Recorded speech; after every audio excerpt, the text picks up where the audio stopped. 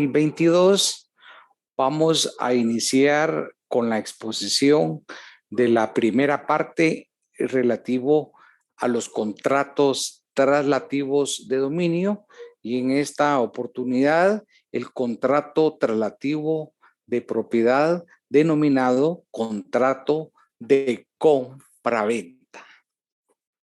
El día de hoy ustedes pueden leer en su publicación de Classroom la presentación que va a ser explicada en 2 sesiones de clase. Es decir, hoy 4 de octubre se explica la primera parte relativa a la compraventa y el día jueves desarrollamos la segunda parte de la compraventa, partiendo que la compraventa es el más importante de todos los contratos. Es un contrato tipo, es un contrato paradigmático y frecuente en el tráfico jurídico. Me atrevo a manifestar que la compraventa es el contrato más importante de todas las relaciones contractuales. Si ustedes observan en el tráfico jurídico en sus vidas personales, casi todos los días están celebrando diversos contratos de compraventa. Cuando hablamos de compraventa, tenemos que ubicar en principio el epígrafe que diga contratos traslativos de dominio. Por eso es que en la clase anterior trabajamos el contrato de promesa e indicamos que la mayoría de contratos de promesa van destinados a una promesa de compraventa, lo cual no es obstáculo a que podamos manifestar la intención de celebrar un contrato futuro de una promesa de un arrendamiento. No se circunscribe la promesa al tema de la compraventa. Y antes de que empiece a explicar lo atinente a la compraventa, vamos a hacer una recapitulación, como es de costumbre, sobre lo expuesto en la sesión anterior para poder mantener un hilo argumental.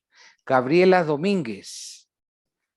Gabriela Domínguez, conectemos su cámara y micrófono y nos puede hacer un resumen, una síntesis de lo que trabajamos en la clase anterior. Sí, claro. Bueno, buenas tardes, primero que nada. La clase anterior trabajamos lo relativo a el contrato de promesa y de opción, como usted bien decía, ¿verdad? Y hablamos, bueno, empecemos hablando de que estos son contratos preparatorios, ¿verdad? Ya que estos contratos se celebran con la finalidad económica que en un futuro se celebre el contrato definitivo. ¿Correcto? De acuerdo a las condiciones que se pactan en el contrato de promesa, ¿verdad? Muy bien. Y muy bien, ahora hablando ya en sí de lo que es el contrato de promesa, pues este es un precontrato, ¿verdad? Que otra vez se celebra previo al acto definitivo y se puede traducir, usted mencionaba, como en una adquisición preferente, ¿verdad? Ya que nosotros nos comprometemos bueno, nosotros celebramos ahorita este contrato de promesa para que en unos 3 meses o en un año ya celebremos el oficial, ¿verdad? O, por ejemplo, El respectivo, porque el no hay respectivo. uno que sea oficial Sí, o no perdón. oficial. El contrato futuro, con eso es Exacto, suficiente. perdón, el contrato futuro. Entonces también a mí me pareció muy interesante de que este contrato es independiente, o sea, no depende de Correcto. nosotros. Y pues En cuanto a la forma, Gabriela, ¿qué vimos nos lo puede que decir? es el artículo 1600. En cuanto a Sí. la forma pues debe ser la exigida por la ley, ¿verdad? Yo estaba viendo, bueno, a la hora de hacer la tarea que usted nos dejó de ver el contrato de promesa de compraventa, yo vi que era en escritura pública, ¿verdad? La forma. ¿Por qué razón? Porque hay, ¿Todas las promesas deben ser en escritura pública? pues esa es mi duda, la verdad, yo también tenía esa No, no todas las promesas. duda Puede de si haber algunas podrían promesas ser verbales, pueden en ser documento privado. documento privado, puede ser por medios electrónicos y puede ser por escritura pública. ¿De qué depende, Gabriela? Del objeto de la del promesa. De eso contrato. depende.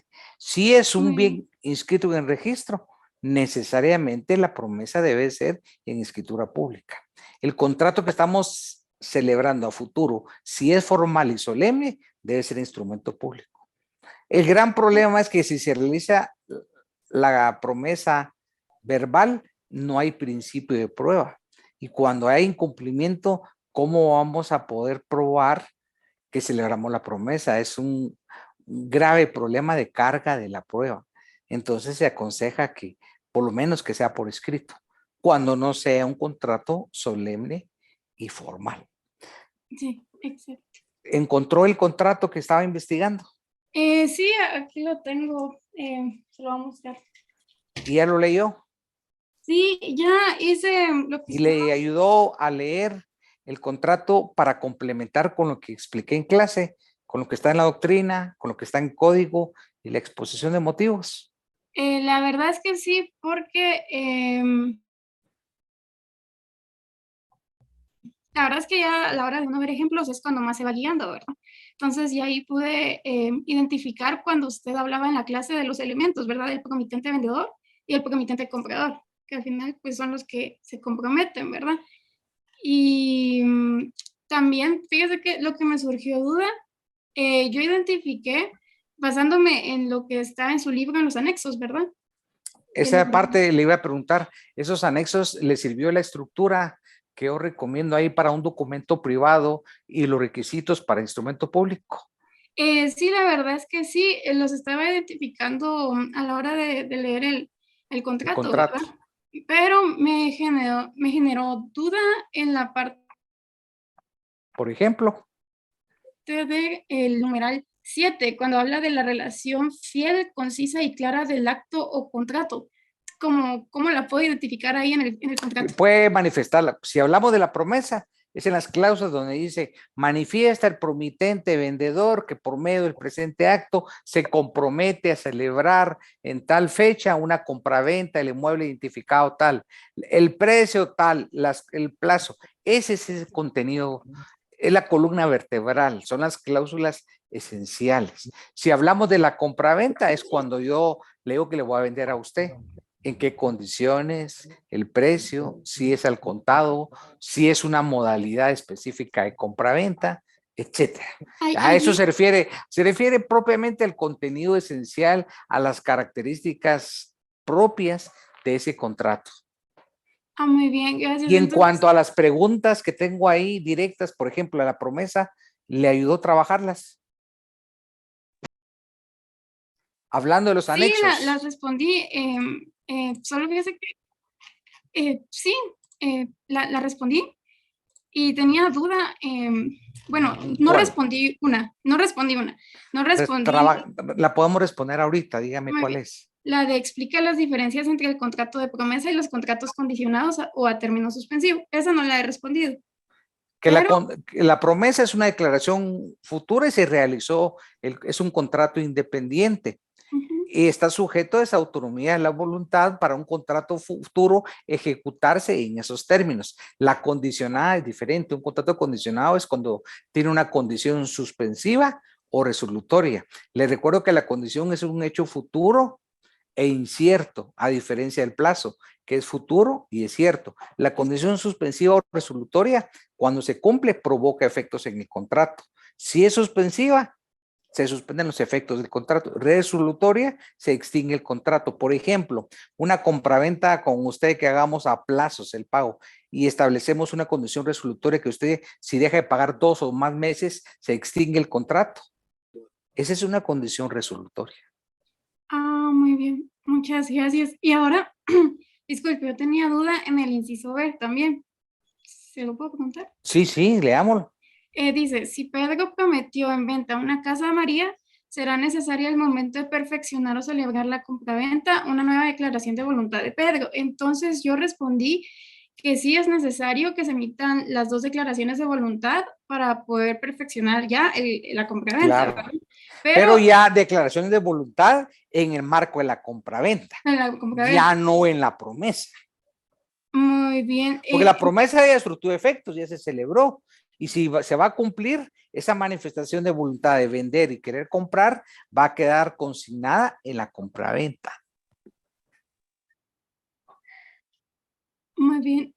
No le escuché lo último, disculpe, es que se me trabó. Que la manifestación de voluntad va a consignarse, pero en la compraventa. En la promesa ya se realizó. En la compraventa va a quedar como la intención de vender y el otro de comprar. Muy bien. Muchas ¿Le gracias. ayudó a trabajar esas preguntas teóricas, el texto, el anexo?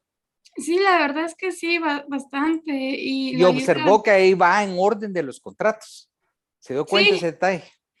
sí Por me di. ejemplo, ahorita, ¿qué viene? Viene el tema que ustedes tienen que trabajar, el de la compraventa. Completamente, sí.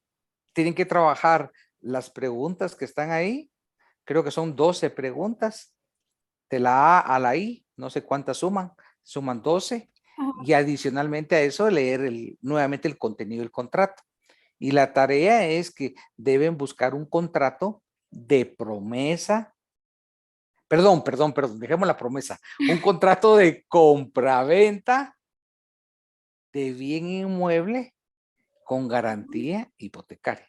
Porque en modalidad de compraventa vamos a explicar, hay varias. Entonces yo les busqué un contrato que ustedes deben de trabajar, de estudiar, que sea compraventa de bien inmueble con garantía hipotecaria. Porque también podemos decir, mire, usted va a un supermercado, va a celebrar una compraventa verbal, claro, pero ese no tiene un soporte documental, entonces nos interesa conocer esa compraventa porque es solemne y formal. No todas las compraventas solemnes. Usted va al mercado, es una compraventa verbal, pues. Y así hay Sí. muchas, hay compraventas electrónicas, cuáles son en documento privado y cuáles son en instrumento público. Y esa, ustedes van a buscar ciertos detalles y se van a recordar de derechos reales porque le puse la condicionante que para garantizar esos pagos futuros hay una garantía hipotecaria. Entonces aquí lo importante es ver cómo se constituye esa garantía hipotecaria que debe ser de forma expresa y recordarse que la hipoteca y la prenda sirven para garantizar el cumplimiento de una obligación. Y entonces si van a buscar esa escritura, el primer supuesto es que la compraventa no es al contado. ¿Por qué, Gabriela? Eh, ¿Me puede repetir esa última parte? ¿Por qué si la compraventa es al contado es innecesaria una garantía prendaria o hipotecaria? Porque no hay nada que asegurar, ya que se No hay nada, considera. no hay plazos, no hay Exacto. periodos, no hay cuotas, entonces no tiene sentido. De tal manera que ustedes lo primero que van a tener mentalmente es que esa compraventa no fue el contado. Sí. Se van pagando ciertas cuotas y para eso se va garantizando la hipoteca. ¿Por qué esa reflexión? Porque no hay un modelo de compraventa nada más. Ajá. Hay de diferentes tipos de compraventa. Gracias, Gabriela, por su Doctor, solo participación. otra pregunta, Es que disculpe. le damos la participación a los demás también, Gabriela. Así, solo una pregunta de último. Yo conseguí un contrato de compraventa de bien inmueble por abonos con garantía Está bien, hipotecaria. así es, Ah, así es. bien. Bueno, Gracias. vamos a empezar a explicar la compraventa como traslativo de dominio. Cuando explicamos la categoría, desde el título de las diapositivas, ustedes deben ponerle atención. Dice, contratos traslativos de dominio. ¿Qué significa eso? Contratos mediante los cuales se transfiere, se traslada el dominio. Dominio es sinónimo de propiedad. Los contratos traslativos de dominio son la compra-venta, la donación y la permuta. Lo que sucede es que todavía dentro de esa situación tripartita que mencioné dentro de los contratos traslativos de dominio, tenemos que hacer una clasificación. Los traslativos de dominio onerosos y los traslativos de dominio gratuitos. Dentro de los contratos traslativos de dominio oneroso está la compraventa. Miren toda la introducción que realicé para llegar a la compraventa. La donación es traslativo de dominio gratuito y a la permuta la vamos a estudiar en su momento.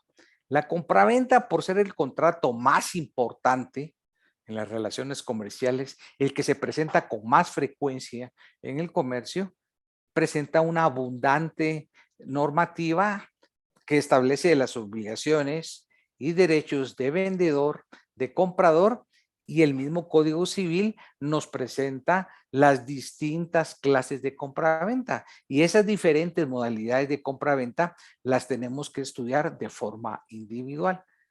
Advierten que su contenido es extenso en la compraventa y por su importancia lo hemos dividido en 2 sesiones de clase. Hoy la primera parte y el día jueves con la misma presentación vamos a terminar la parte segunda relativa a la compraventa. Ya ubicados bajo ese esquema mental que los contratos de compraventa son contratos traslativos.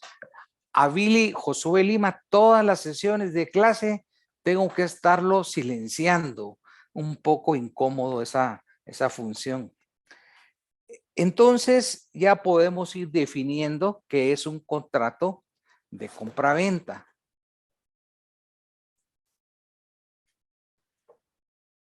Cuando hablamos de la compraventa, pensamos de que si ustedes observan en su vida cotidiana, van a encontrar que diariamente se realizan millones y millones de compraventas de distinta naturaleza. Unas compraventas verbales, otras compraventas por medios electrónicos, otra por medio de documentos privados, otros por medio de escrituras públicas. Pero la compraventa con creces se presenta con más frecuencia que el resto de contratos. Hay compraventas civiles y hay unas compraventas mercantiles. Nuestro ordenamiento clasifica esa dicotomía en compraventas civiles y compraventas mercantiles. Nosotros vamos a trabajar las civiles y solo voy a explicar el día jueves una importante compraventa porque responde a una convención internacional que es la compraventa internacional de mercaderías, que está regulada en una convención de Viena de 1980, convención que fue ratificada por el Estado de Guatemala hace 3 años. Entonces forma parte de nuestro derecho interno. De ahí la importancia que si no la voy a evaluar ni la voy a explicar a profundidad, sí voy a señalar en qué consiste, cuáles son sus características y cuáles son sus efectos al interno del sistema jurídico guatemalteco. Por lo tanto, la compraventa es el paradigma de los contratos, el más importante, el ejemplo de los contratos y cómo se manifiesta. En una economía de mercado hay el intercambio de un bien por dinero. Cuando hablamos de una economía de mercado, hacemos referencia que fundamentalmente dentro de un sistema capitalista, la compraventa se presentan obligaciones sinalagmáticas de intercambio. Intercambio de un bien a cambio de un precio. Los sujetos contractuales se denominan vendedor y comprador. Una relación, si ustedes quieren, de acreedor a deudor. Pero a cambio de la entrega de este bien, voy a recibir un precio. Este es el bien que voy a vender y a cambio un precio. Pero este bien, el vendedor, al momento de celebrar el contrato, hay un traslado. ¿Qué quiere decir? Una transferencia de qué? De la propiedad. ¿De parte de quién? De este acreedor, de este vendedor, ¿a quién? Al deudor. Por lo tanto, el deudor tiene la obligación de pagar un precio. Se verifica el traslado de dominio a cambio de un precio. Ese intercambio refleja la naturaleza jurídica de lo que es el contrato de compraventa. Fátima Molina García, conecte su cámara. Fátima Molina García.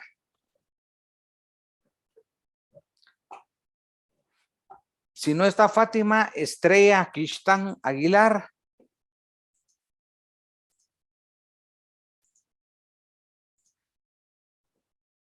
Estrella Cristán Aguilar. Tampoco se encuentra. Bueno.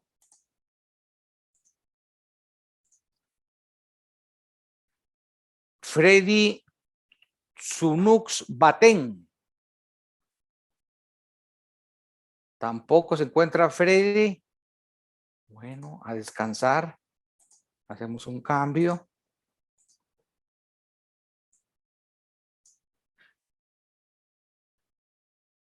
Ricardo Boror de León. Ricardo, estoy seguro que sí está. Los demás no. No ¿Qué los tal, conozco. licenciado? ¿Me escucha? Pero es que no tengo cámara. ¿Y por qué no tenés cámara, Ricardo? ¿Y cómo vas a hacer para el examen? Ah, es que presto una laptop, licenciado. Bueno, léete el 1790. Permítame, licenciado. Sin cambiar términos, sin quitar comas, sin quitar puntos. Estamos claros, ¿verdad? Ok, licenciado. Sí tienes un código confiable. Eso espero. Aunque en realidad sí tengo lo del error que usted dijo la vez pasada. Bueno, No sé si está bien. no sé a qué te referís. Ahorita mejor concretémonos Ok, al 1790. 1790. Artículo 1790. Por el contrato de compraventa, el vendedor transfiere la propiedad de una cosa y se compromete a entregarla. Y el comprador se obliga a pagar el precio en dinero. Bueno, entonces vamos a separar por premisas esa norma y la vas a explicar. Separar la primer premisa. Dice, por el contrato de compraventa, el vendedor transfiere la propiedad de una cosa y se compromete a entregarla. Ahí, alto. Ujú. Expliquemos eso. Dice que por el contrato de compraventa, la persona que está vendiendo, le transfiere la cosa o el objeto. De forma Y gratuita. no, de forma onerosa. Muy bien. Y se compromete a dársela. A O sea, entregarla. a entregar. Y no en cualquier situación, libre de un saneamiento, quiere decir libre de determinados vicios. Ajá. Sigamos. Y la segunda parte dice, y el comprador se obliga a pagar el precio en dinero. Es decir, que la persona que está adquiriendo el objeto está obligado a pagar el precio con el que las dos personas acordaron. Ricardo, de lo que acabamos de explicar, observamos que la compraventa, como la mayoría de contratos, es un contrato sinalagmático, quiere decir con obligaciones recíprocas. En ese orden de cosas, quiero que me señales cuáles son los derechos del vendedor. Los derechos del vendedor es cobrar. ¿Sería cobrar? Exigir Exigir el pago. el pago del precio. Muy bien. Ajá. Y el derecho del comprador? Sería exigir el objeto La entrega. en condiciones. Ajá, La entrega. la entrega. La entrega del bien en las condiciones. Ricardo, ahora vámonos a la categoría de las obligaciones. Ya vimos los derechos. Vámonos a las Ajá. obligaciones. ¿Qué obligaciones tiene el vendedor? De entregar el objeto. Pero sí, esa es una obligación principal. Ajá. Aparte de entregar el bien, hay otra obligación. ¿En qué tipo de condiciones? En las condiciones en las que se acordó. Básicamente es cumplir con una obligación de saneamiento.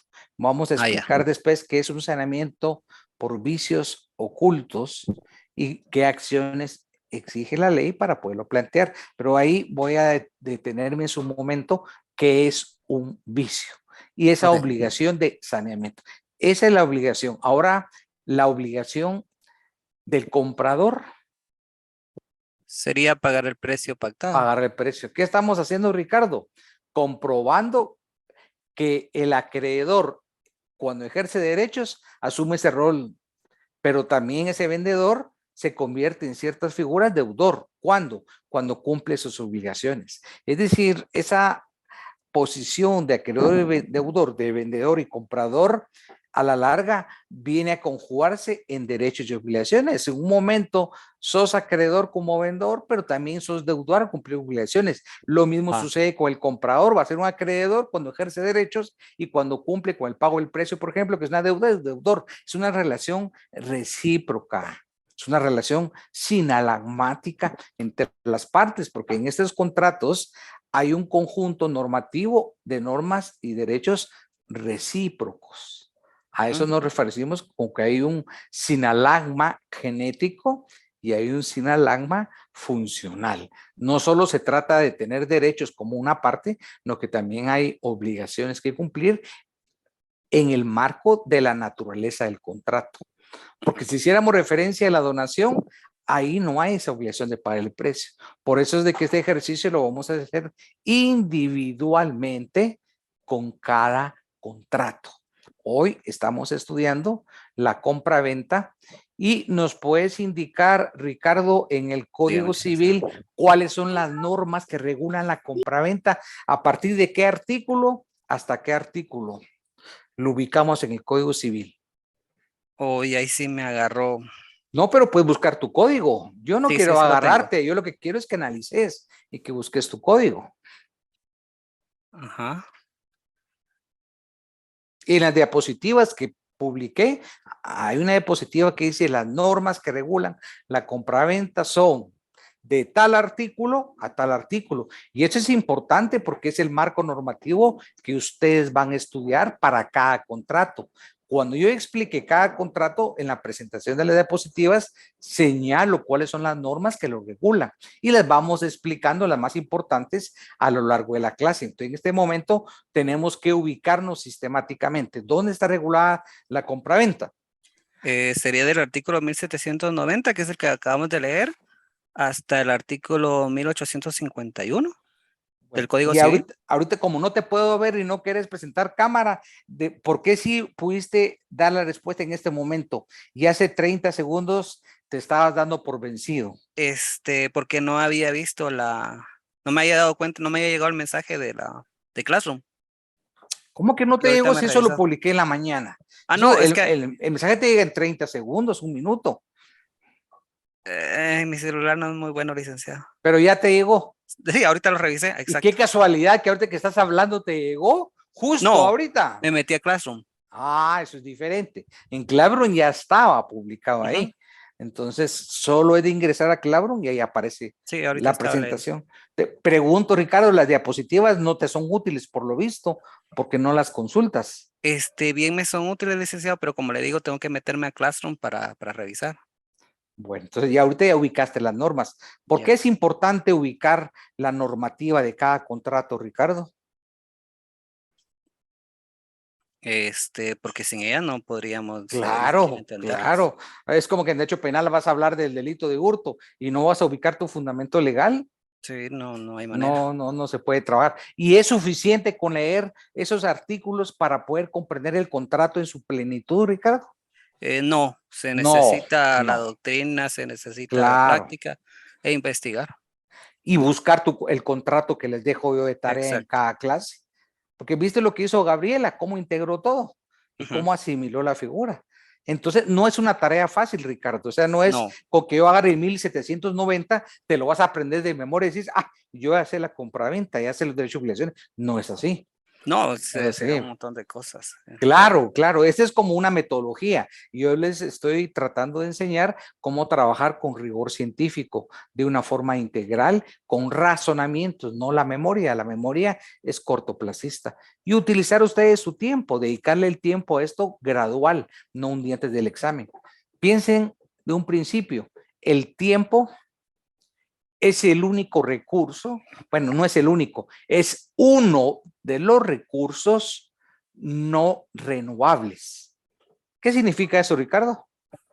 Que no se puede recuperar. Si perdés tu tiempo, estás afectando tu costo de oportunidad en tu vida. Sí, así es. Yo creo que está muy claro el mensaje. Que Sí, tenemos que trabajar administrando y utilizando el tiempo. Pues, si pasamos de relax todo el tiempo, ese tiempo ya no lo van a recuperar. Y van a decir, es paja el profesor. No es paja. Esa es una práctica de vida, pues.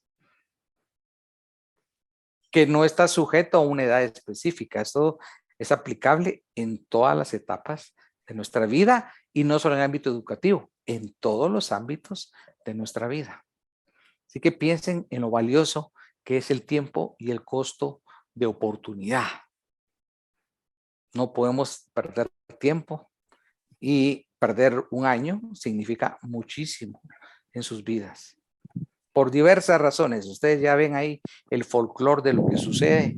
en la universidad y se pueden dar cuenta de esos fenómenos que estoy haciendo referencia. Bueno, Ricardo, suficiente, gracias. Gracias, licenciado. Pasamos a los caracteres de la compraventa.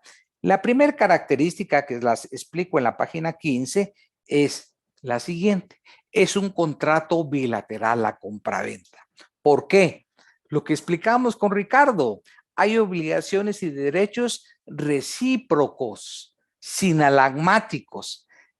El vendedor está obligado a la entrega y saneamiento de la cosa vendida de acuerdo al artículo 1809 y el comprador a pagar el precio, 1825.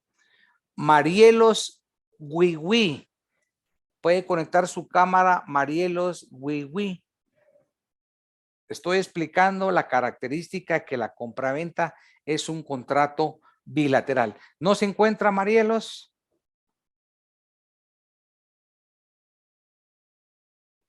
Mariana López.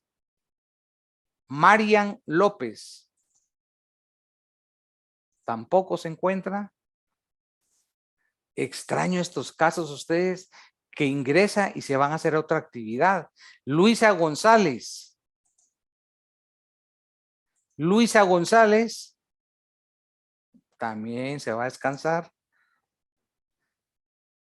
Mirka Cetino. Mirka Cetino. Mirka Cetino. Qué interesante estos casos. Buenos días, Lick. Disculpe, buenas tardes, ¿qué día? Bien, aquí estoy en clase. Ay, mire, Mirka, a Mirka. eliminarla iba ahorita de la clase. Sí, A no. tiempo, no sé si lo estaba viendo. Sí, yo sentía que me sacaba de la clase, Lick. Sí, porque si no responden, ¿qué significa, Mirka, en los casos anteriores? Si yo invito Que y no no estoy en responden, clase. ¿qué es? Que no están en clase. Entonces mejor Sí. los invito a que van a descansar de una vez. El tema es que se me va quedando esos nombres. Ah. ¿O Leo no el cree, link. usted no cree que el profesor se percibe quién participa, quién ingresa y quiénes solo entra y los tengo que estar expulsando? ¿Cree que el profesor Sí. no observa eso? Claro que sí. Sí. ¿No he demostrado que soy observador? Bastante, bastante. Entonces, Sí. Por eso mismo, mejor a participar. tiempo. Bueno, vamos. Está en la jugada, estaba llevando la secuencia, la explicación, ¿verdad? Entonces nos va a dar una lectura y qué mejor con el canto de que tiene al fondo. Ah, ¿Qué es lo que perdón, tiene al sí. fondo? No, Son no mis pasa nada. periquitos. Bueno, qué Sí. mejor, qué más bonito leer el 1809 y después el 1825 al coro de sus periquitos. Está bien, Lick. Artículo 1809. El Sí. vendedor está obligado a entregar la cosa vendida y a garantizar al comprador la pacífica y útil posesión de la misma. La entrega se hará en el lugar señalado en el contrato y a falta de convenio en el lugar en que la cosa se encuentre al tiempo de la venta. Esta palabra de convenio, ¿qué quiere decir, Mirka? Un acuerdo entre las Sí, un partes. acuerdo, un pacto. Sinónimos. Entonces, ¿cuál es la reflexión que saca de esa? Relájese, relájese. Del 1809, ¿cuál es la conclusión que usted obtiene?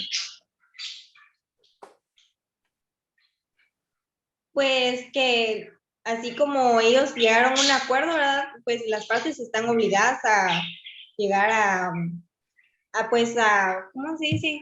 ¿Cuál A es la cumplir con su obligación obligación. principal del Ajá. vendedor? Entregar la cosa. Cualquier forma, la cosa, aunque esté dañada, con vicios, así es. No, en buen No, estado, con como lo estipularon. saneamiento. Esa palabra se le tiene que grabar. Saneamiento. Acción de sanear es liberarla de cualquier vicio. Yo le voy a vender un vehículo y que al mes, si usted no va a hacer overhaul, se va a fundir y no se lo advierto, ese es un vicio. Yo estoy obligado a sanear. Si yo se lo vendo y le advierto, usted tiene que hacer un overhaul, porque no, eso es diferente. ¿Verdad? Pero el vicio, hay una obligación del saneamiento de la cosa vendida. Y la obligación del comprador, la principal, ¿cuál es? Pues Comprador. Igual cumplir con su obligación. Sí, pero ya en la sea- compraventa, ¿cuál es la obligación del comprador? Usted va a comprar un producto como compradora, ¿qué obligación tiene? Se lo van a dar regalado. No de pagar, ajá. Entonces, pero no es así decir, de pagar, no, como si fuera una obligación accesoria. No, es una obligación fundamental. Como dice Luis Ramírez, no solo voy a pagar, voy a verificar que ese bien no tenga objeto de saneamiento. Estamos explicando la característica de que el contrato de compraventa es bilateral. Sigamos con el 1825. ¿Por qué es bilateral? Porque hay obligaciones y derechos recíprocos entre las partes, lo que venimos explicando abundantemente. La escuchamos. La obligación principal del comprador es pagar el precio en el día, lugar y forma estipulados en el contrato. A falta de convenio, el precio debe ser pagado en el lugar y momento en que se hace la entrega de la cosa. ¿Por qué es importante establecer el precio, el lugar y la forma de entrega del bien, Mirka? Pues hay varias razones, ¿verdad? Yo recuerdo de las clases anteriores de que hablaron un compañero de que también era por la demanda en el lugar. Y así, Exacto, está bien, está en lo correcto. El lugar es pero como vamos a usar palabras técnicas, ¿verdad? No palabras populares. Entonces el término es hay competencia. ¿Qué es la competencia? La que un juez ejerce al administrar justicia. ¿Ya? Sí. Entonces esa competencia sirve establecer en qué lugar celebramos el contrato.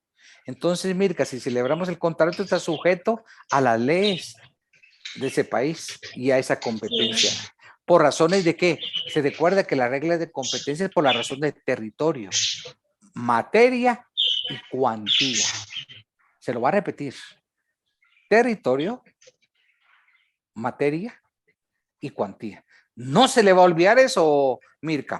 En las últimas clases del curso, voy a decir, Mirka, participe. ¿Cuáles son esos 3 elementos de la competencia? Apúntelos. Territorio, Sí, materia, cuantía. No se le puede olvidar en la vida. Y eso no es para mi curso, es para todo.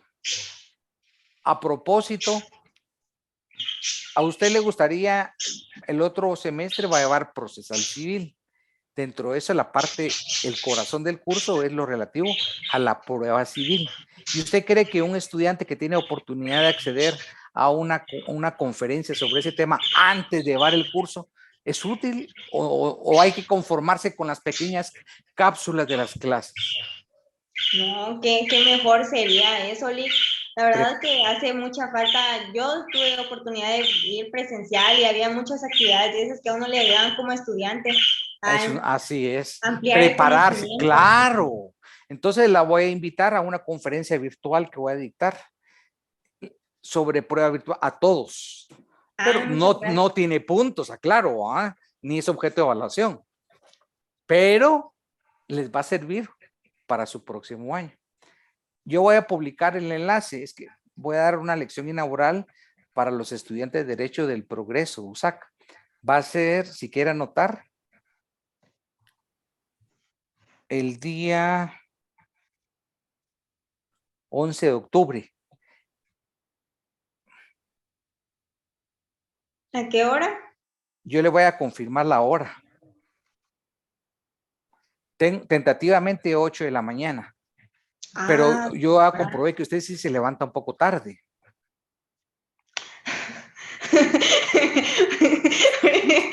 Caray. Y aquí todos la están observando, todos la están escuchando. Pero usted debe preguntarme en qué fundamento. Sí. Toda afirmación debe estar fundamentada. ¿Por qué será? Pero si me deja el fundamento, ese día se tiene que madrugar, es a las 8 de la mañana, eso va a ser madrugar. Yo voy a publicar el enlace. La conferencia se llama La Prueba Civil.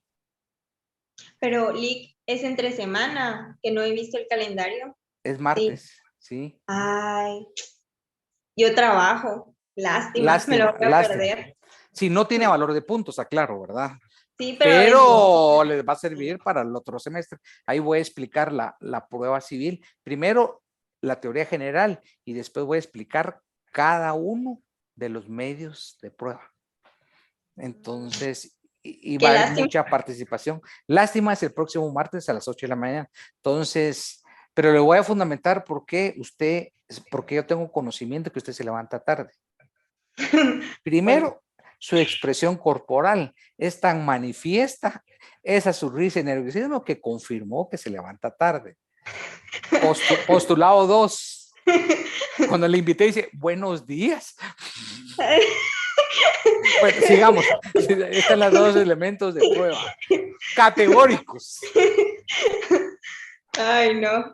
Bueno, ya perdí la secuencia. ¿En qué estábamos? Mirka, ¿por dónde íbamos? Pues me estaba comentando de que le explicara más o menos ahí a mi juicio, ¿verdad? De que... Yo no le dije más o menos. Yo le dije bien explicado, con rigor científico. Sí, estamos en la competencia, he leído estos requisitos. El lugar por la competencia, el precio porque en caso de incumplimiento se ejecuta y ya tenemos certeza cuál es el monto del precio, dependiendo si va a ser al contado a plazos, eso es otra circunstancia. En resumen, el 1809 y 1825 reflejan la característica de que el contrato es bilateral de compraventa. Gracias por su participación. Bueno. Segunda característica, la compraventa es consensual. Por favor, lean la exposición de motivos. ¿Qué significa? Que el contrato de compraventa queda perfecto desde el momento en que las partes convienen, acuerdan o pactan entre la cosa y el precio, aunque no se hubiere entregado ese bien. Significa que hay una perfección del contrato de compraventa por el solo consentimiento. Pero esto no opera cuando es un contrato de compraventa solemne y formal. Tercer característica, el 1791 refleja esta característica de que la compraventa es un contrato fundamentalmente consensual. El 1791, y vamos a escuchar a Ofelia Magalí Álvarez. Ofelia Magalí Álvarez. Lectura de 1791. No está Ofelia, entonces vamos con Luisa González. Luisa González. Última llamada, Luisa González. No. Maite Anelis Cruz. Buenas tardes, doctor. Buenas tardes. Leamos el 1791. Artículo 1791. El contrato de compraventa queda entre las partes desde el momento en que convienen en la cosa y en el precio, aunque ni la una ni el otro se hayan entregado. Queda prohibido el pacto de retroventa. ¿Nos lo puede explicar, por favor, Maite? Muy bien, hablamos de la característica que es consensual, ¿verdad? Muy bien, así es. Entonces hablamos que hay un consentimiento de ambas partes y que sobre ese consentimiento ya queda perfeccionada la compraventa. Y sin consentimiento no hay compraventa. Exactamente. Es tan importante que es un elemento esencial, salvo cuando hablamos, por ejemplo, de la compraventa de un bien inmueble inscrito en registro. Ahí no solo, aparte del consentimiento, adicionalmente la norma, la forma es un requisito esencial para la validez del jurídico. Entonces, ¿qué significa eso, Maite? Que hay contrato entre las partes desde que hay un acuerdo recíproco, desde que hay un convenio, desde que hay un pacto, ¿en relación a qué? Al objeto del contrato y se hayan puesto de acuerdo en el precio. Esos son los términos que no podemos olvidar en la compraventa.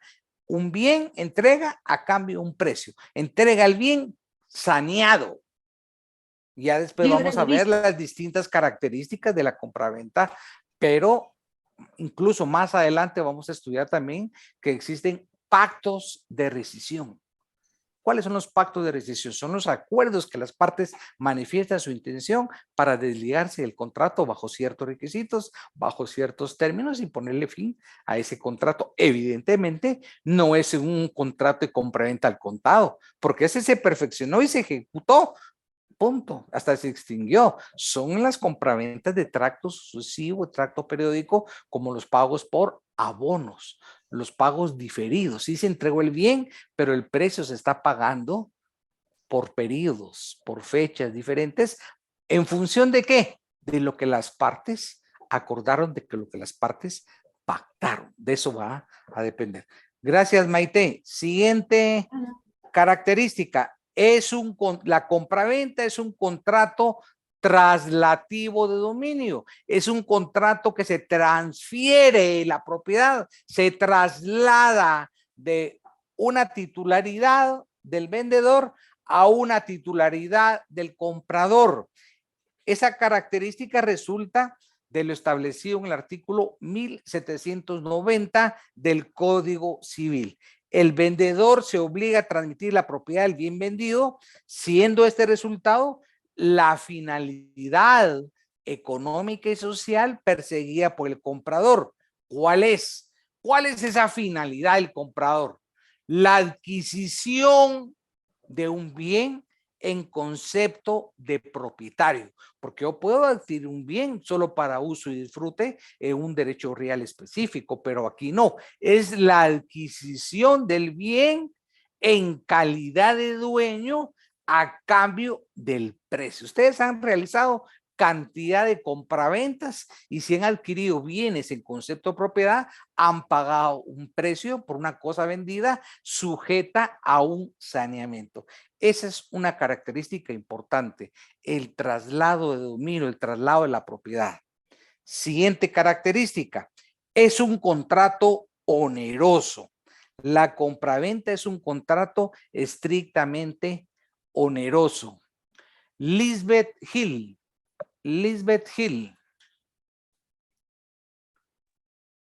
Buenas tardes, doctor. Lisbeth, conectemos su cámara. Usted me va a ayudar ahorita y yo no voy a hablar. Usted va a explicar la característica. Usted va a ser la profesora en este momento. En lugar mío, usted lo va a explicar y lo va a hacer bien. A todos sus compañeros les puede explicar esta característica. ¿Por qué la compraventa es un contrato oneroso?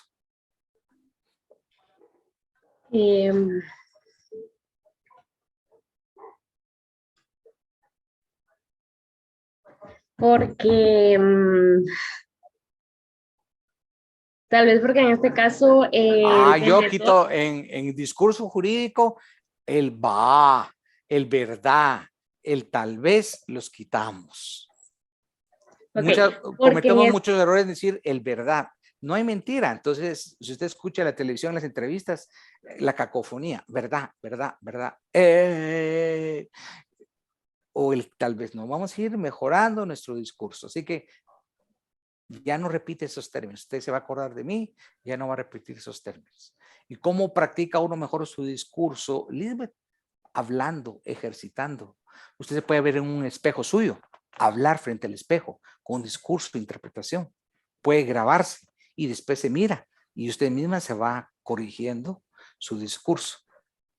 Esa construcción, esa habilidad, esa destreza, solo se adquiere con la práctica, con el ejercicio, con la lectura. Las audiencias ahora en los distintos ramos de tribunales son orales. Entonces hay que saberse comunicar desde la expresión corporal. ¿Cómo voy a ver el tribunal? ¿Cómo administro mi tiempo? ¿Cuál es mi tesis? ¿Cuál es mi teoría del caso? ¿Qué es una teoría del caso? Es una plataforma fáctica, hechos, jurídica, de derecho y probatoria. Ese es un caso. Entonces uno tiene que guardar un hilo argumental sobre esos tres postulados y hacer el planteamiento del tribunal. Y si hay que fortalecerlo con jurisprudencia, lo va a hacer para esa audiencia. Y déjeme decirle, Lisbeth, que en la facultad nunca le van a enseñar lo que le estoy diciendo. ¿Sabe cuándo se va a acordar de mí? Cuando cierre penso. Y cuando usted esté frente a un tribunal, decir, el profesor tenía toda la razón, que si yo no me preparo por mis propias pistolas en eso. No voy a tener una formación en lo que se denomina argumentación jurídica. Usted está pensando en lo oneroso ahorita y no está pensando en lo que le estoy hablando, Lisbeth. Oh, bien, bien lo estoy escuchando. Ah, ya entré a su cabecita, está pensando que es lo oneroso y está dejando de escuchar No, mis para consejos, que no No. son del curso. Es fortalecer lo que se llama argumentación jurídica. Usted en la argumentación, ¿qué va a hacer con un juez? Va a persuadir. Pero para convencerlo, no lo va a hacer con argumentos ad fallaci, ad misericordia. ¿Sabe qué quiere decir eso? Sí, De lástima, de miedo. Va a agarrar ahí la Biblia y dice, ay, qué pobre, se pone a llorar. No, ni argumentos a atacar al hombre, a los argumentos a la otra persona. Son argumentación jurídica, es establecer una tesis sólida que acredite, que pruebe, que fundamente mi pretensión. Cuando yo tenga una audiencia en un tribunal, la voy a invitar a que vaya a escuchar. Gracias. Bueno, Con pero gusto. ponga la atención, argumentación jurídica. Y en esa prueba civil la invito a que participe. El próximo. Sí, ahí vamos a estar pendiente de la hora que indique. Que sea. ¿O cree usted que qué importancia cree usted que tiene el tema de la prueba civil en el proceso? La verdad, bastante, porque sin prueba no hay se nada. puede hacer Así nada. es. Ustedes llevaron teoría general del proceso y ahí les explicaron la prueba. Solo que aquí lo voy a aplicar yo a civil. Entonces eso le va a servir el próximo año. Y puede ser que el próximo año, en el propio procesal civil, puede ser que solo lo vean superficialmente. ¿Me explico? Sí. Entonces ahí lo voy a explicar alrededor de hora y media. Voy a publicar el enlace. No, lo repito, no tiene puntos, porque si no va a resultar un compañero, mire cuántos puntos tiene. Mire, ese es objeto de evaluación. No, ni se evalúa, ni tiene, pero es parte de su cultura jurídica que ustedes van a ir formándose. Siempre he insistido, no conformarse con las clases. Vamos a lo neuroso. Muy bien. Bueno, yo estaba leyendo su libro ¿Sí? y con lo que yo comprendí, no, el contrato de compraventa tiene que ser oneroso porque hay un pago, hay un gasto Claro, que claro. se realiza cuando ambas partes, así como hemos dicho, es bilateral. Entonces, Así si es. el vendedor nos está ofreciendo algo, yo como compradora, como... Pues, como comprador está obligada a como pagar el precio. comprador, yo tengo la obligación de pagarle lo que yo estoy viendo que él me está ofreciendo. Así Y es. de acuerdo como él lo indique, de igual manera yo lo voy a pagar, ¿verdad? Por eso se hizo oneroso, porque Así lleva es. un gasto. Tan importante es esto, Lisbeth, que usted mencionó, que si no es oneroso, deja de ser compraventa. Correcto. Y hay traslado de dominio y no es oneroso, entonces hablamos de donación. La donación es un acto gratuito, es un acto de liberalidad. Entonces, si alguien me dice, es que a mí se me olvidó poner que era oneroso en el examen, perdone, le quitó la esencia, la naturaleza propia de la compraventa. Es un requisito esencial como los que acabo de explicar. Su onerosidad es implícita en la naturaleza de ese contrato. A cambio de un bien hay un precio. Si fuera gratuito, es donación. Lo vuelvo a insistir, a subrayar y a repetir. Gracias, Lisbeth. Gracias, doctor. Elementos del contrato de compraventa. Hablemos de la capacidad. ¿Se recuerdan ustedes en el 1251, en los elementos esenciales del contrato, se exige esa capacidad contractual, entendida como la aptitud de las partes en esa legitimación para participar en una relación jurídica negocial? Yo tengo esa aptitud para ser sujeto de derecho en un contrato con una capacidad plena para contratar. En ese sentido, cuando hablamos de la capacidad para contratar en compraventa, tenemos que ponerle atención a las excepciones que consisten en las personas que no tienen la capacidad contractual. No es que no puedan participar en los contratos, por supuesto que sí, pero ahí viene un importante pero, sin embargo, no obstante, un menor de edad, una persona que haya sido declarada en estado de interdicción puede participar en los contratos, pero lo va a hacer por medio de un representante.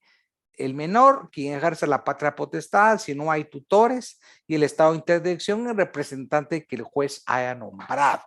No tienen esa capacidad contractual y lo deben hacer por interpósita persona, que son sus representantes legales. Cambiemos de escenario.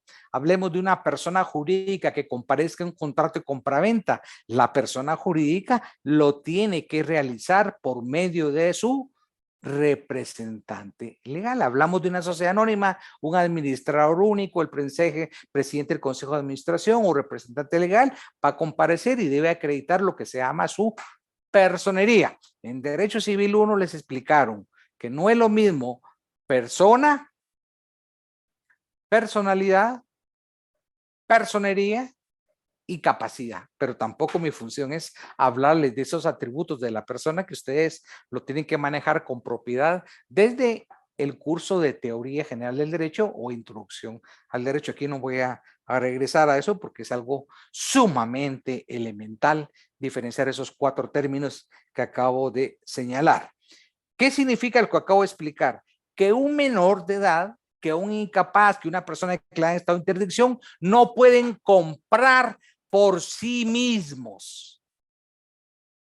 Repito, no pueden comprar por sí mismos el menor, el que se ha ido declarado en estado de interdicción, por no tener esa capacidad contractual. Lo tienen que hacer, y eso lo subrayo, por medio de sus representantes legales. Además, si un menor de edad va a comparecer a vender un bien inmueble de su propiedad, no solo no puede comparecer él, lo tiene que hacer un representante legal, pero en esa compraventa, por ser de naturaleza especial y proteger el interés superior del niño, la ley establece otro requisito más.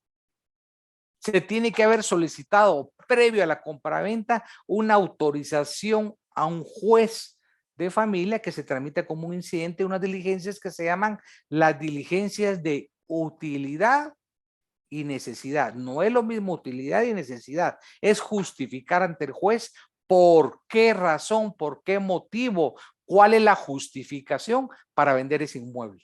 Por ejemplo, la necesidad es que el niño necesita una operación a corazón abierto y no la practican en Guatemala. Su justificación es que para eso necesito dinero y salir del país a pagar los mejores cirujanos a Houston. Y entonces el juez le digo, mire, aquí pruebo la enfermedad que se tiene que hacer dentro de un plazo inminente y que no tenemos capacidad económica. Entonces, para sufragar esa operación, salir del país, etcétera, necesitamos vender ese inmueble. Porque si no se justifica esa utilidad y necesidad, el juez no va a autorizar porque va en perjuicio de los intereses del niño. Esas diligencias son fundamentales. Si no se realizan, el contrato es nulo de pleno derecho. Fundamento legal de lo que acabo de señalar, por si desean, lo tengo en el texto, pero quien no lo tenga el texto puede anotar. Artículo 264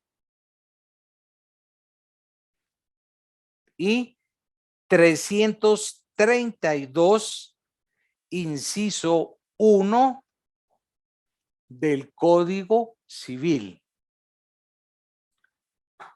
Ahora, en lo atinente al Código Procesal Civil y Mercantil, deben leer el artículo 418.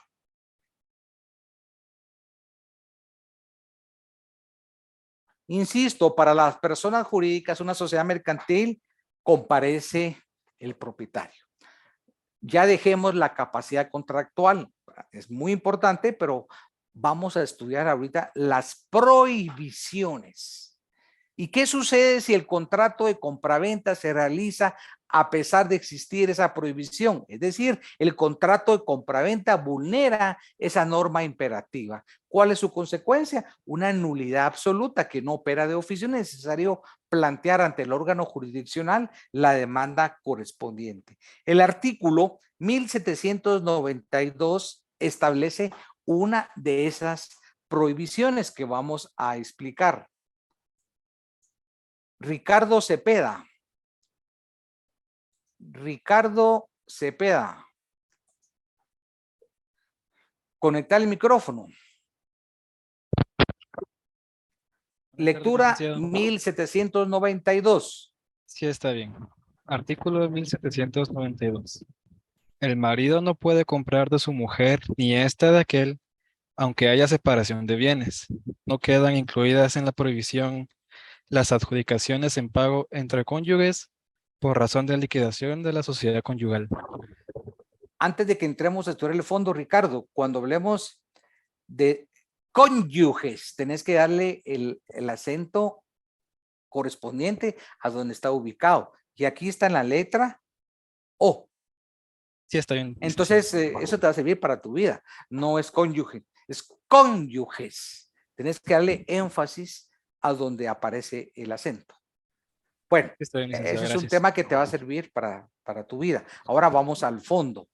Quiero que me expliques esa norma. Bajo separar, ¿te acordás de la técnica que yo siempre explico, verdad? Para mayor claridad e interpretación, separamos las premisas. Entonces, Sí. explícame esa prohibición separando premisas. Está bien. El marido no puede comprar de su mujer ni ésta de aquel. Alto, ahí, Ok. ahí, porque hay una coma. Sí, Explícame esa parte y después seguimos. que en un matrimonio las partes, o sea, el marido y la mujer o la esposa, no pueden celebrar contratos de compraventa entre ellos mismos. Y si lo celebran, ¿qué pasa? Es una nulidad absoluta. Perfecto, muy bien. Sigamos. Aunque haya separación de bienes. ¿Qué es la separación de bienes? Es el tipo de Mejor régimen económico. te voy a regresar a Civil 1. ¿Cuáles son los regímenes económicos de matrimonio? No los tengo muy presentes en este momento, pero los regímenes económicos hacen la diferencia entre cómo se van a integrar o separar los bienes al momento de ¿Cómo contraer se matrimonio. organiza económicamente el matrimonio? Por medio de capitulaciones matrimoniales. Son Sí. 3 regímenes. ¿Cuáles son? Aquí te mencionan uno nada más. Ujú. De bienes separados, Esa es la separación de bienes. 1. unión de bienes, No, eso se llama comunidad absoluta. sí, comunidad absoluta, y creo que hay uno en el que Es el más importante y ahí te lo escribió Ronald Pineda. ¿Por qué? Es subsidiario. Si las partes no lo acuerdan en el acto, sí, es la comunidad de gananciales. la comunidad de gananciales. Suponete que vos, ¿por qué es importante conocer regímenes? Porque asumamos que vos decidís no casarte. Entonces, a lo personal no te va a interesar eso. Pero si te casás, no me vas a venir a decir, fíjate que yo cometí un régimen por error. Ujú. Sí, no. Sería no se válido a puede. un estudiante de derecho decir eso. Sería No. admisible, sería justificable. No, no lo sería. Y nadie puede alegar ignorancia a la ley. Ujú. Bueno, ahora sos notario. Antes de celebrar el acta de matrimonio, les tenés que explicar a ellos cuáles son los regímenes y sus características. Solo por curiosidad en tu vida, cuando mires a unos casados, vas a comprobar la hipótesis que te voy a decir. Preguntarles esto a los casados que conozcas. ¿Qué régimen económico adquirieron? Ujú. ¿Querés que te diga la respuesta? De un 99.9. No. Ah, Ricardo, yo esa no sé nada más, no fue el notario, yo solo estaba pensando en la luna de miel. No sabe. Sí, así es. ¿Por qué te lo digo? Cuando he tramitado divorcios auxiliando como abogado, les tengo que preguntar lo primero el régimen económico. Y me dicen, yo no sé qué es eso. El notario escogió el que quiso. Y es tan importante la organización económica porque al momento de liquidar el patrimonio conyugal, Ricardo, cambia. Si es una Sí. separación absoluta, si es una comunidad absoluta, si es una separación, es fundamental poderlo conocer. Y aquí, ¿por qué nos interesa? Para entender que la separación de bienes, que independientemente si los bienes se adquirieron antes del matrimonio y durante el matrimonio, esos bienes pertenecen a cada cónyuge. Entonces, eso facilita la liquidación. ¿Quieres que te diga algo, Ricardo? Ese es el método más justo, el más ecuánime, el mejor régimen económico. Cuando yo he autorizado matrimonio, a todos les sugiero eso. Sí. ¿Por qué? Porque si amas tu libertad, asumo que amamos nuestra libertad. Entonces ese matrimonio en un momento determinado puede ser que las cosas no funcionen, hay un divorcio. Y esa libertad la querés vos con puertas abiertas. ¿Y sabes cuáles son los problemas a la hora del divorcio? Son dos. Si hay niños, la patria potestad. Y dos, si hay patrimonio, la liquidación del patrimonio. Se vuelve eso una gran discusión eterna. Que sí, que no. En cambio, si hay separación de bienes. Separación Hace todo absoluta. más fácil. Si amas la libertad, ahora si quieres prorrogar un conflicto de por vida, la discusión se torna del tema económico. No hay nada que discutir.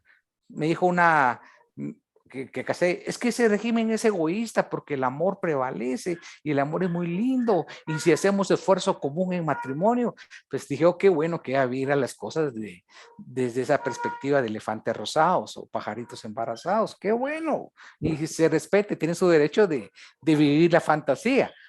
Pero le dije, si es tanto el amor y si hay un esfuerzo conjunto, ¿para qué está el régimen de copropiedad? Adquieran la separación absoluta y si hay un bien que quieran con el dinero de los dos, lo constituyen copropiedad, pero esa copropiedad no forma parte del régimen económico, la van a tener que dividir conforme establece el pacto, hasta pueden establecer un pacto de indivisión, es una forma especial de propiedad, no va a haber problema en la liquidación. Sí, así es. A otro mi cliente que tiene mucha capacidad económica y la chica no, pues yo ignoraba si era un amor genuino o era un amor por el dinero de él. No, le dije, pues voy a ser un poco cruel, pero dígale que se van a casar por separación de bienes, a ver si ella lo acepta en esos términos. ¿Por qué me dijo? Usted va a lograr comprobar si es por interés económico o es interés personal. Y muchas veces no nos gusta aceptar la verdad. ¿Qué hiciste? La pones a prueba. ¿Me explico? Sí, se explica, el doctor. Si te vas a casar, nunca vas a llegar conmigo a decirme, tuve comunidades gananciales o comunidad absoluta. Te diría, Ricardo, con toda la explicación que te di, por favor, aplica a tu vida la separación absoluta. Se rige más justo que te deja las puertas de libertad. Y si un bien se adquiere conjuntamente, lo constituyen ese único régimen en copropiedad. Entonces, en tu separación de bienes tendrías la parte alícuota de esa copropiedad, pero no vas a meter todos los bienes a una licuadora de problemas. Así es. Por muy enamorado que estés y que mires que todo el mundo gira con unicornios y elefantes rosados, que todo lo mires así como florecitas. No, el derecho tiene sus razones y sus explicaciones. Ahí está riendo Marvin Ramírez, ha de estar enamorado él también, mira, y qué bueno que esté enamorado, pero que no se olvide del derecho. Alan Cosío, ¿qué dice? Lo sé, Alarán, no sé qué le pasó, mire, lo sembraron, dice. ¿Ya lo leíste? Sí. O me va a decir Alan que es un poco tarde mi consejo, porque ya está casado Alan con un régimen de comunidades gananciales, que me atrevo a decir que Alan está en un 99.9 en comunidades gananciales. Luis Ramírez está feliz porque a tiempo se lo dijimos. El amor es ficticio, dice Karina. Otro día nos va a explicar por qué es ficticio. Porque es un estado emocional, Karina. Temporal. Bueno, no voy a entrar a esos temas de amor, Ricardo, porque en religión, en política y en el amor, no. ¿Qué dice Alan Cosío? El amor es una enfermedad que desgracia. Alan, no, Alan, tampoco. Bueno, Ricardo es el culpable que estemos hablando de eso. Sigamos, después de la separación de bienes. No quedan incluidas en la prohibición las adjudicaciones en pago entre cónyuges por razón de liquidación de la sociedad conyugal. Eso no está incluido en la prohibición. Entonces, aquí lo que vamos a resaltar es que el 1792 establece la prohibición para celebrar la compraventa entre cónyuges. Y te hago una aclaración, cuando estudies sociedad mercantil, vas a ver que los cónyuges sí pueden constituir una sociedad anónima. Ahí no hay prohibición, una sociedad mercantil. Esto es en materia de compraventa. Gracias, Ricardo. En 1793 establece una serie de requisitos de prohibiciones que no me da tiempo de explicarlos. Entonces, la próxima sesión de clase, Ricardo me va a recordar que voy a explicar los literales del 1793. Entonces, Ricardo, por favor, me ayudas la próxima sesión a recordarme que lo primero que voy a hacer es que tomemos el 1793 y voy a explicar uno por uno de esas causales que son prohibiciones. La que vimos en materia de cónyuges, no pensemos que es la única prohibición, es una. Ahora lo que pasa es que hasta salió mi clase de Derecho de Familia, pero no es la única. Hay otro tipo de prohibiciones. Y esa clase de Derecho de Familia no es solo en su función de juristas, también como seres humanos que en un momento determinado algunos van a estar tomando la decisión de casarse. Sí, está bien, doctor, Bueno, yo le recuerdo. por favor, ¿alguna pregunta, algún comentario que no sea del amor? No, sí está bien, doctor, gracias. Muy bien. ¿Alguien más quiere preguntar? ¿Alguna observación? Doctor, Sí, buenas tardes. pero no va a preguntar nada del amor, solo de las prohibiciones. Sí se le quedaron bien los regímenes económicos, ¿va?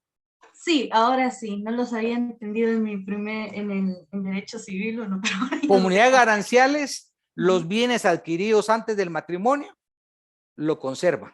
Ujú. Los que adquieran durante el matrimonio, al momento de disolver el matrimonio, se dividen por la mitad. O sea, todos dicen, es que comunidades a la mitad. No, los que tenían antes del matrimonio los conservan. Durante el matrimonio, al liquidar el divorcio, a la mitad. Separación absoluta ni se tocan. Comunidad absoluta, todos a la mitad. O sea, el más justo es separación. Y, licenciado, recuerdo yo que en esta parte de la herencia, por ejemplo, recibe herencia la novia o el novio, eso no se toca a la No, hora de que hay un depende divorcio, si es testamentario o intestado.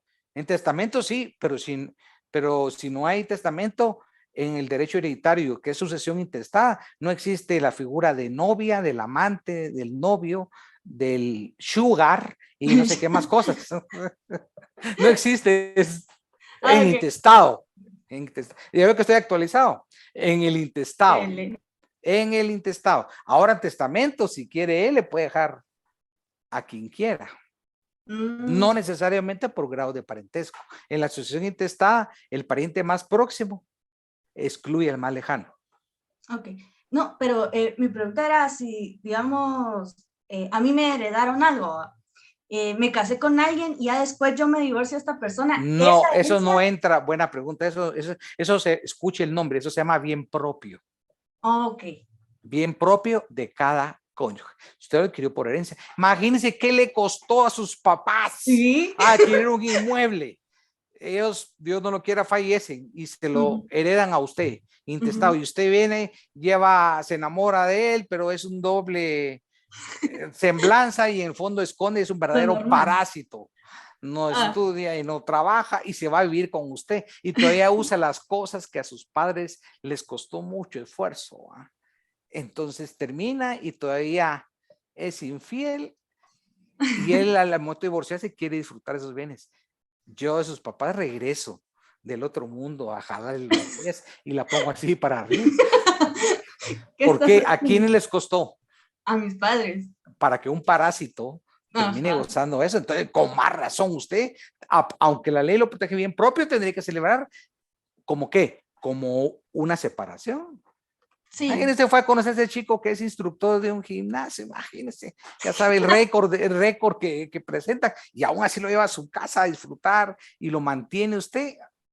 No, hombre. Está en libertad, usted está en libertad, pero sí es un poco difícil de entender eso. No conviene. Bajo ningún punto de vista y por respeto a sus padres, que el patrimonio les costó a ellos para que lleve a un tercero.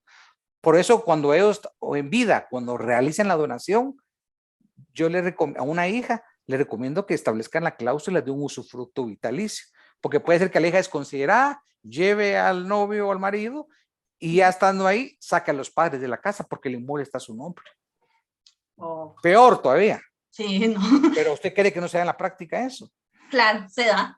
Mucho. Entonces yo les establezco un usufructo vitalicio. Ellos van a vivir ahí hasta que fallezcan. Nadie los puede sacar. Pero si uno no conoce de derecho, no puede dar esos consejos. No, definitivamente no. Uno tiene que tener el conocimiento total de lo que es la norma para poder dar consejos. aquí en el artículo 1791 dice una parte que queda prohibido el pacto de retroventa. Eso está en las diapositivas y es complejo, lo voy a explicar el día jueves. Si no lo toco, le pido algo a Maite, que levante la mano y me diga, usted prometió explicar la retroventa y usted no es político y no estamos en campaña anticipada, así que lo explica.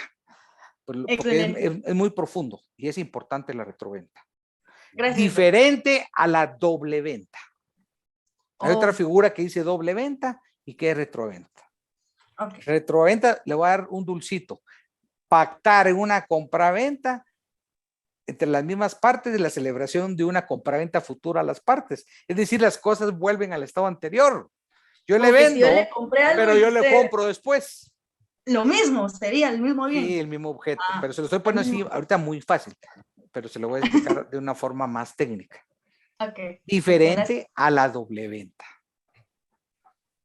Bueno, Maite, ya está muy clara en los regímenes económicos, ya está de acuerdo qué tipo de novio va a tener y bajo qué condiciones.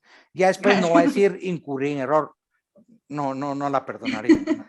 No. Que me diga porque estuve nerviosa, como dicen, ¿saben? Y porque el amor me influenció. No, el raciocinio no se debe perder, ni el conocimiento del derecho. Pues. Vamos a hacerle caso a Alan en lo que escribió aquí, que el amor ya no es una enfermedad. No, yo creo que tampoco, o sea, lo que hacemos es tomar las precauciones. ¿Verdad? Pase buena tarde. Hasta luego, adiós. Feliz tarde, doctor. Buenas tardes. Feliz tarde, doctor. Feliz tarde, cuídense. Feliz tarde, doctor. Hasta el jueves, cuídense. Feliz tarde, doctor. Igualmente, hasta luego. Buenas tardes. Feliz tarde, doctor. Buenas tardes, Martina, cuídese. Gracias, igualmente. Buenas tardes, doctor. Ronald, hasta luego.